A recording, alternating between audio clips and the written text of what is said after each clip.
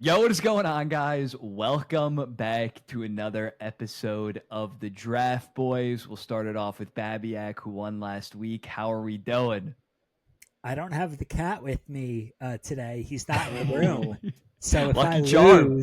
if I lose, you better believe he's going to be back and yapping every single episode from now on. Any books that you're going to reference in this one? Do you have Yeah, any no more bits books. prepared?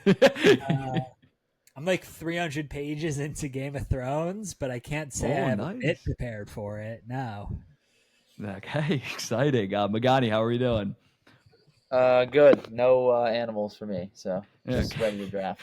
Babiak won last week pretty clearly over on YouTube, won 70% of the vote. I was at 18. Magani was at 12. We did worst offseason moves. Feel free to go watch that. Over on Instagram, it was a little bit closer, but Babiak still won 53% of the vote, 29% for me, and 18% for Magani. That brings our leaderboard to me with 7 wins. Babiak has now distanced himself from Magani with 4. Magani is down at 3. And this week, we are going to be doing 2010's players. The way that this is going to work, it's just building the best overall team. 2 wingers, center, left-handed defenseman, right-handed defenseman, goalie. The way that we're doing this is it has to be like the guy's 3 to 4 year peak during the 2010s. They must have had played at least 8 seasons within the 2010s. So no like Connor McDavid, who's only in half the decade.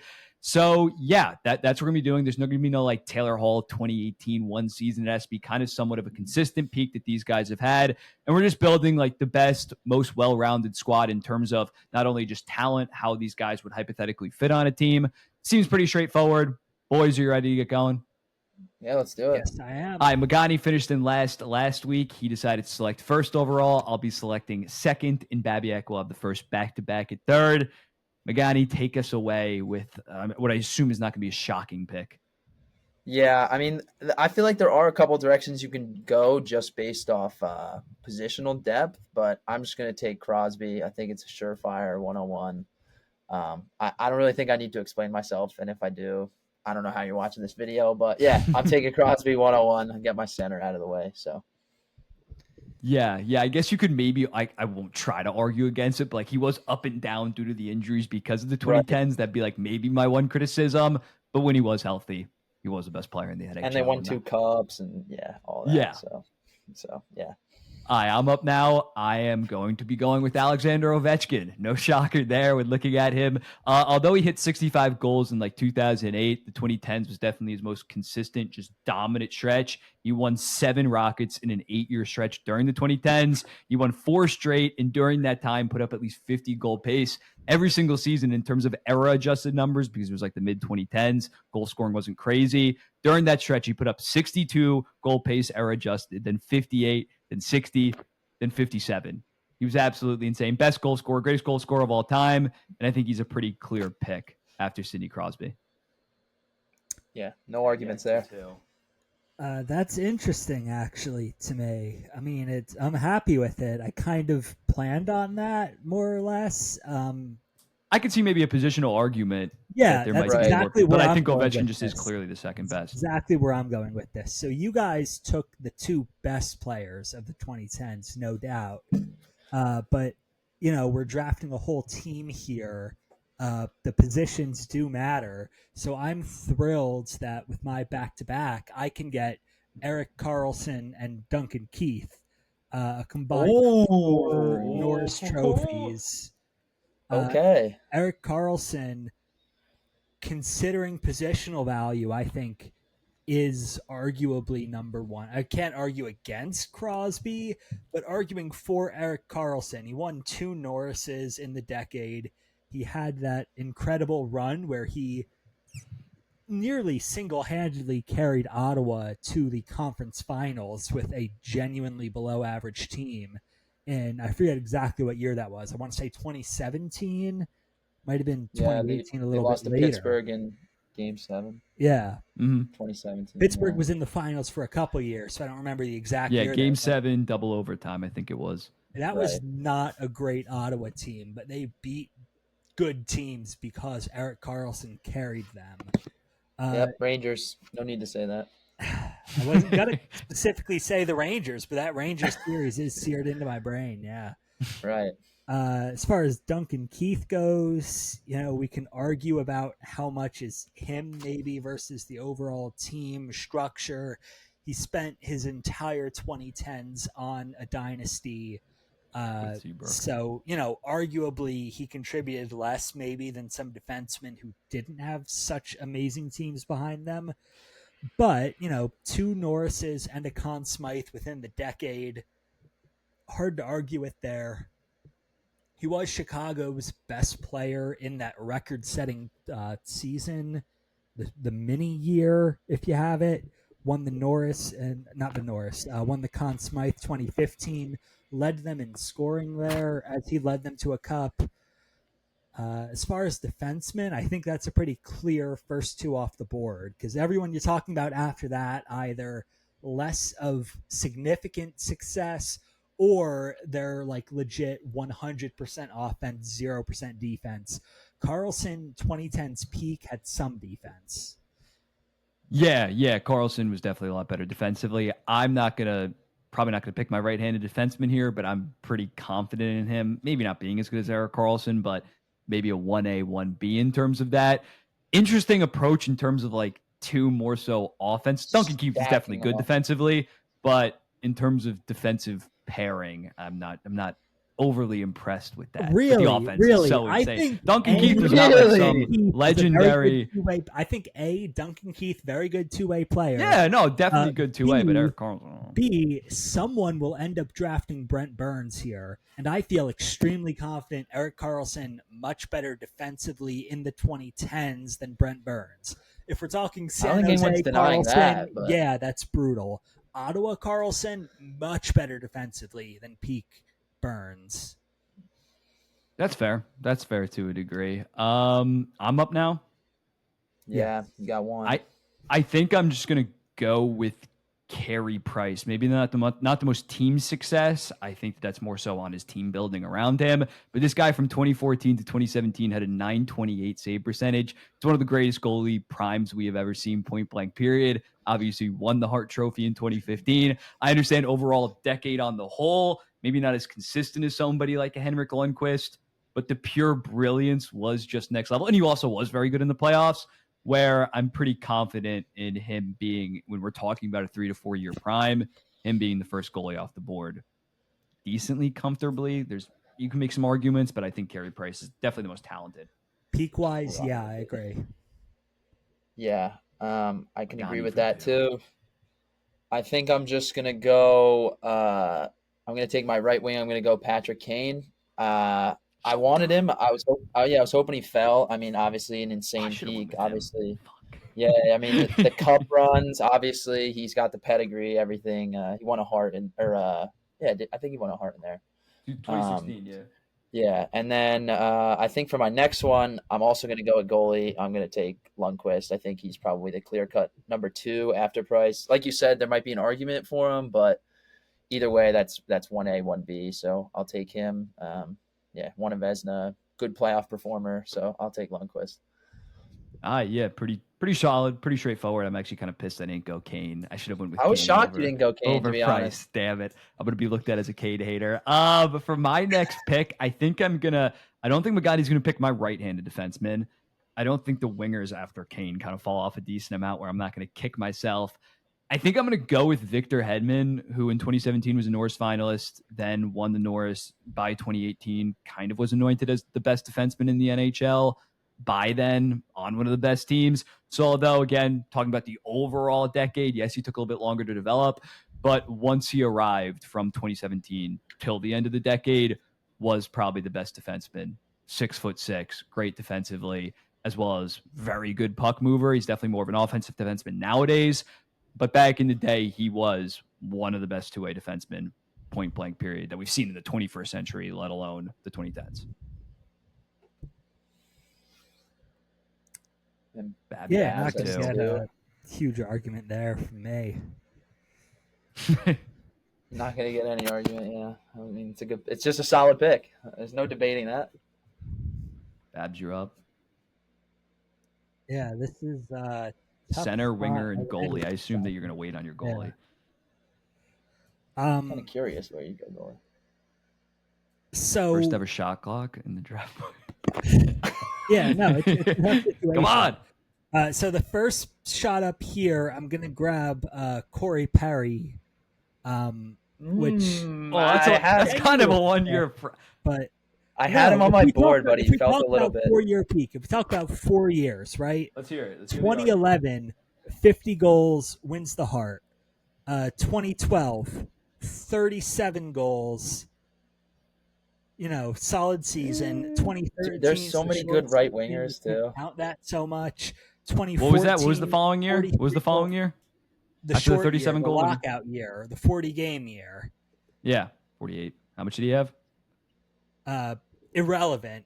2014. We don't count that. I gotta don't count that. That doesn't count. That doesn't... He had 43 goals. Finished second. No, I'm pulling this off right now. I mean, he was thrown off. He had 36 points in 44 games. It wasn't that bad, but still. And I'll feel good running that. That's fair. Yeah, I guess I just would push back on like that the shortened lockout year. He was good. Like, he was a good first liner. And yes, he won the Hart, but you're milking the Hart year pretty hard. Yeah. Against me stretching to 4 years. I don't buy that. But but with Duncan Keith, you said he was the best player on the lockout of the Black Guys. Yeah, true. You can't play both ways. Also, if there's, I don't know, if you're only going 3 year stretch like we're doing, there's a couple. I don't know. I feel like there's a couple other guys I'd probably go with. There's a couple other guys you could shout out, but no one else has won a Hart. I think Blake Wheeler. That's fair. Yeah. Over the course of the decade, but Blake Wheeler's peak is under Corey Perry's peak. Phil Kessel's peak was under Corey Perry's peak. I think there is somebody with a Hart. I'm gonna take him. So.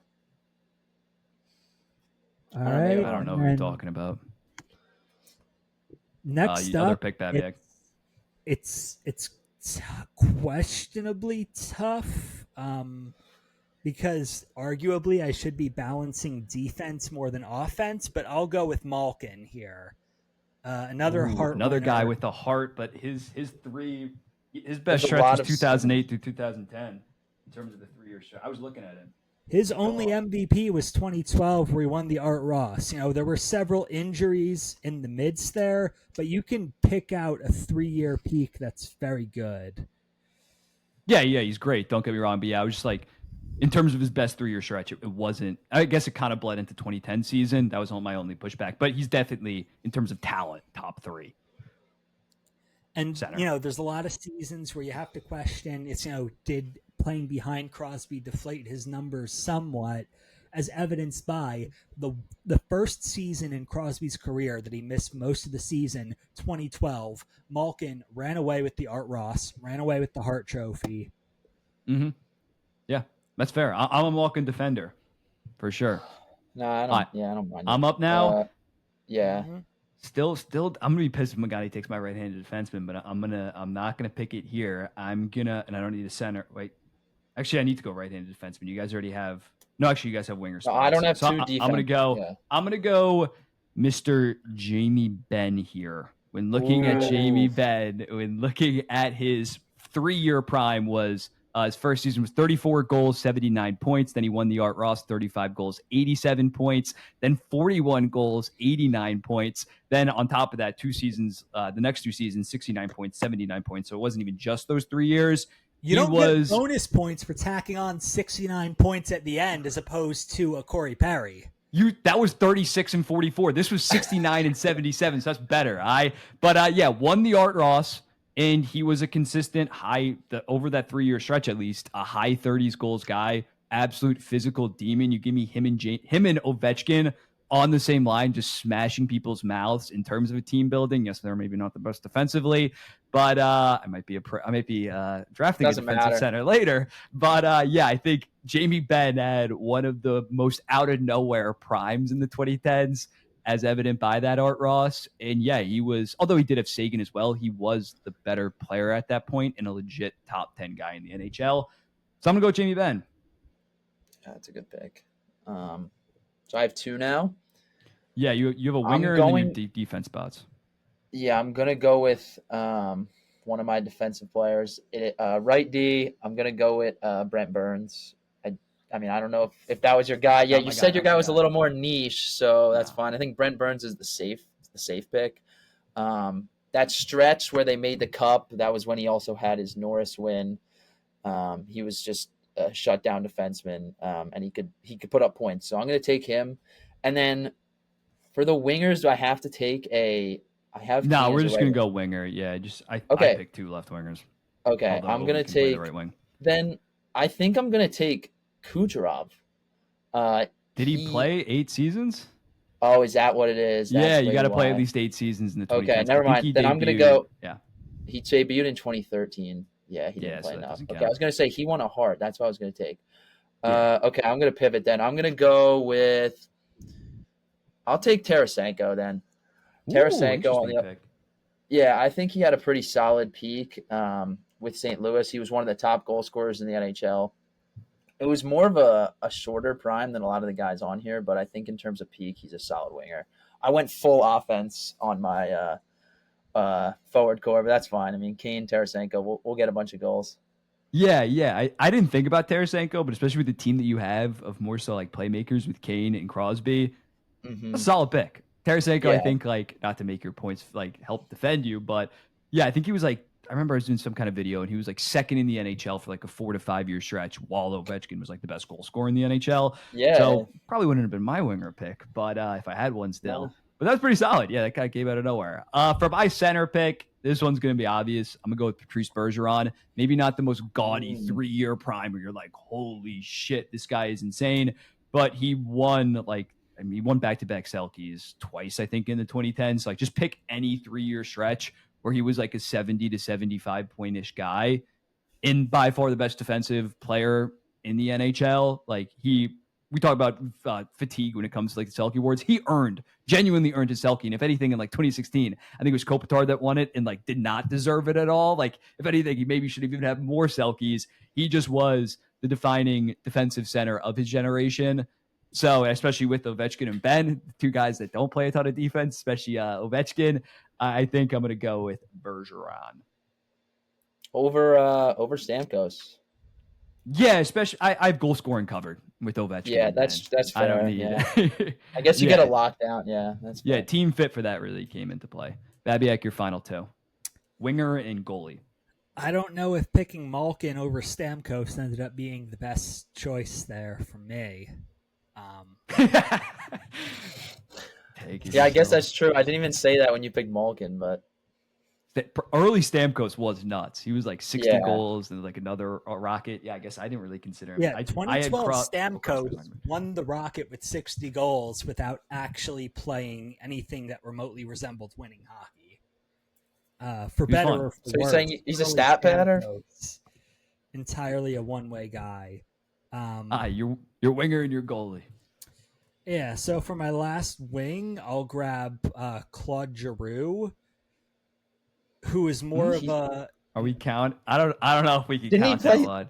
He was primarily a center on the Flyers. Yeah, no? Claude Giroux was a wing for a lot of the time there. I don't know. No, I don't know, Jim. I don't know, Jim. I'm allowing that. Was he not a center like his whole career there? Not usually, no.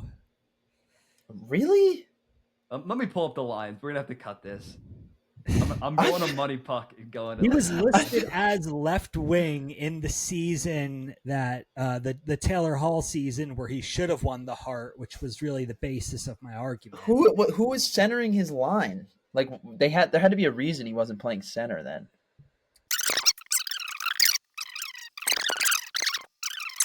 Yeah, I just looked at Money Puck here, 2017, 2018. You can't see this on the phone. I said 20. Yeah, I said for 2 years he played. For 2 years he played wing.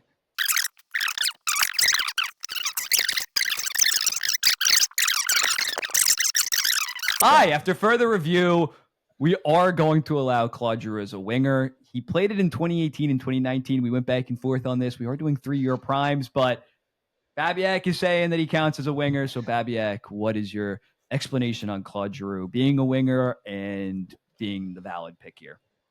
My entire explanation is that 2018 season where Taylor Hall ended up winning the MVP award, Claude Giroux clearly deserved it more, scoring more than Taylor Hall, carrying his team into the playoffs, and he was a wing in that season.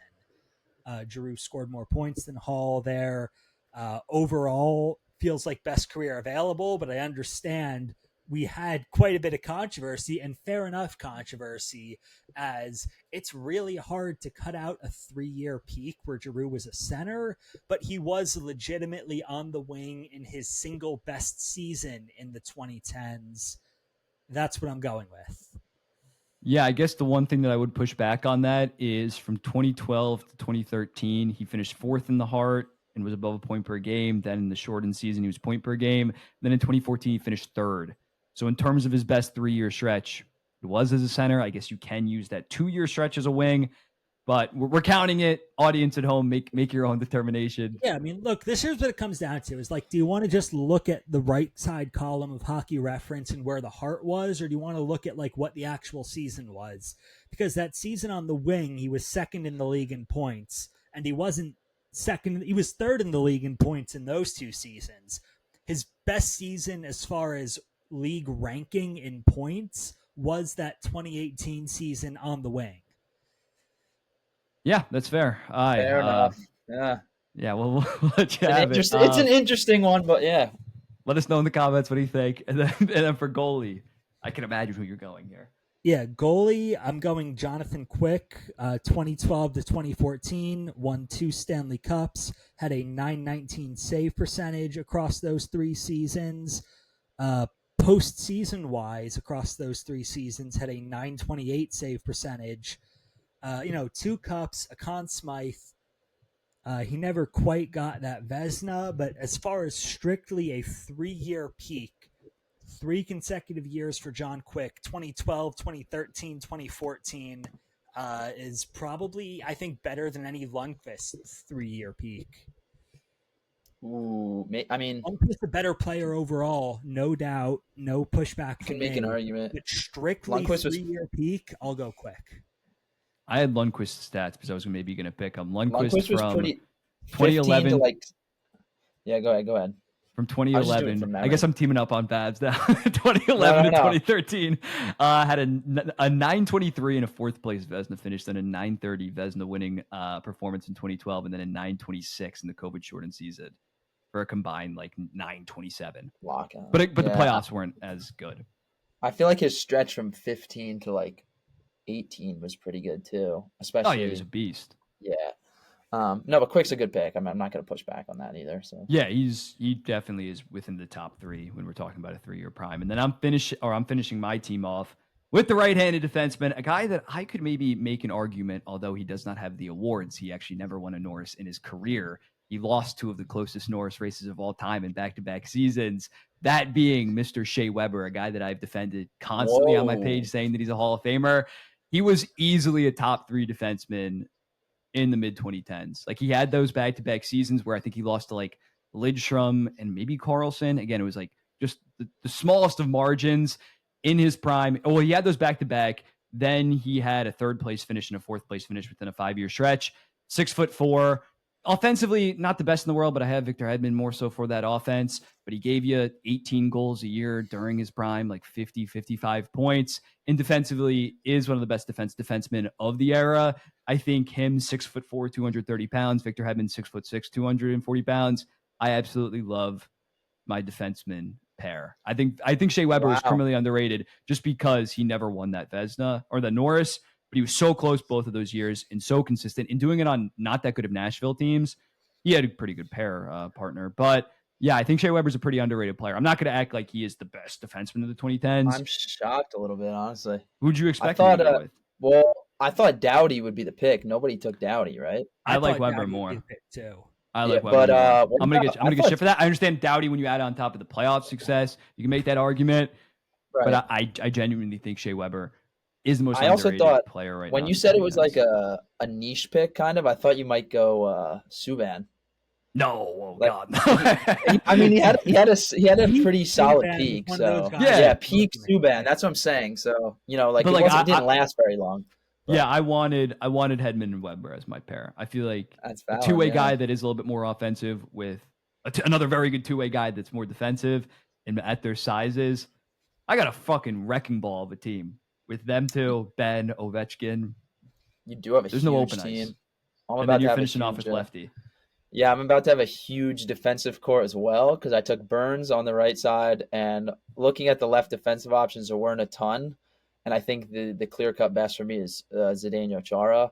He had a really good stretch from the early 2010s. So he won the Norris in 2008, which is too early, but then he came top 3 in 3 of the next 4 from 2010 to 2014. So him and Burns, I mean, maybe it's not a quick D. Back checking is going to be a little difficult if we get caught, but yeah, 2 just absolute wrecking balls out there. And Chara, obviously, the pedigree stands for itself. So I totally Chara, forgot about Chara. That's a good pick. I kind of did too. Yeah, yeah. I thought Chara would. Well, I kind of thought he'd be here, but left D was a little bit harder than right D. There was a lot more right-handed. It was, yeah. Yeah, which is weird. Yeah. You usually think it's the other way around, but I was like, I Right. had stuff written up for like with Tang as well. If I needed an offensive Yeah. defenseman versus lefty, I was like, I gotta take Hedman early, assuming that Keith's off the board. This should But, be a good. This should be a close one. I feel think like this might be teams- our closest. Yeah, I think this is Yeah. if Claude Giroux ends up being the difference, we would have to scrap it. But Matt Magani's team is Crosby, Tarasenko, Kane, Chara, Burns, Lundqvist. I am Bergeron. I must have Bergevin, Ovechkin, Ben, Hedman, Weber, Price, and then Babiak is Malkin, Giroux on the wing, Corey Perry, Duncan Keith, Eric Carlson, and Jonathan Quick. Again, this is mainly based on their 3-ish year peak. Who were the best players? Who built the best team? Any last things that you guys want to say in terms of pleading your team's case? No, just hearing that. I feel like hearing Bab's forward core. It's going to need a lot of convincing to the fans. Stacked up. So I don't know. I don't mind it. I just think on a surface level, it's. This is our first big. I don't know how you can hear Jamie Benn and think my forward core is the issue here. I would take both of my wings over Jamie Benn if we were redrafting this. Easy. You're sleeping on Jamie Benn. You're sleeping on the Jamie Benn. No, I'm not. The least impressive better than Corey art Perry in NHL history. Again, he consistent high 30s goals. Still an Art Ross, still. High 80s 30s goals, and you're shitting on Corey Perry for scoring 43 Corey Perry goals did it for 1 year. Corey Perry did it for 1 year. My boy was consistent every single year, and they're in that 3-year Perry, more than 2013 numbers. More than 2013 numbers. More than 2013 numbers. More than 2013 numbers. Babs conveniently passed over that 1 year. that was the highlight of the video. But let us know in the comments. Don't vote just because it's my channel, my team. Whoever you think won, vote on the YouTube. This is going to be a 30-minute. Actually, we got to fast forward through the actual debate that we had, but this is our longest video probably yet. Thank you guys for watching. Vote on YouTube over in the post section. Then when we post on Instagram in probably come Monday or Tuesday, we'll be seeing the next one. Peace.